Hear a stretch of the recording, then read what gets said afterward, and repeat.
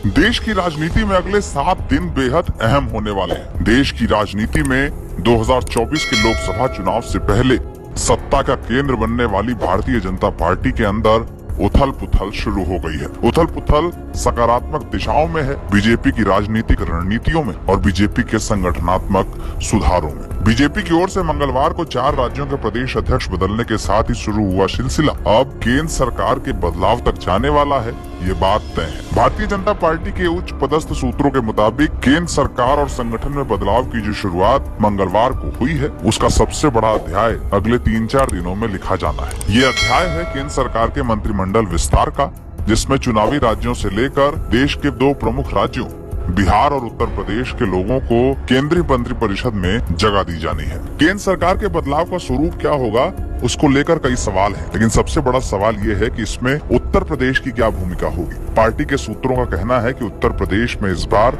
ब्राह्मण चेहरे को तरजीह देने के लिए पार्टी किसी नए ब्राह्मण नेता को केंद्र सरकार के मंत्रिपरिषद का हिस्सा बना सकती है। एक दिन पहले दिल्ली में ब्रजेश पाठक यानी उत्तर प्रदेश के डिप्टी सीएम की केंद्रीय गृह मंत्री अमित शाह से मुलाकात होने को लेकर तमाम तरीके की राजनीतिक अटकलें लगाई जा रही हैं। ब्रजेश पाठक के दिल्ली में अमित शाह से मिलने के बाद इस बात की अटकलें तेज हो गई हैं कि उत्तर प्रदेश का ऐसा कौन सा ब्राह्मण चेहरा होगा जिसे केंद्रीय मंत्रिपरिषद में जगह मिलेगी। वहीं दूसरा सवाल इस बात पर भी है कि उत्तर प्रदेश में किन अन्य चेहरों को केंद्रीय मंत्रिपरिषद में लाया जा सकता है। जो अटकलें और जो बातें कही जा रही हैं, उसमें वो बयान भी शामिल है जिसमें ये कहा गया है कि समाजवादी पार्टी के भीतर एक टूट हो सकती है। अब ये बात कितनी सच है और इसके केंद्र के मंत्रिमंडल विस्तार से कितना जुड़ाव है, ये बात कुछ दिनों में साफ हो जाएगी। लेकिन ये बात सही है कि अगर उत्तर प्रदेश में महागठबंधन को झटका देने के लिए केंद्रीय मंत्रिपरिषद में किसी नए चेहरे को शामिल किया जाए तो ये अतिशयोक्ति नहीं होगी। दूसरी अटकलें बिहार से भी आ रही हैं, जहां पर नीतीश कुमार की पार्टी के बीजेपी के संपर्क में होने की बात कही जा रही है।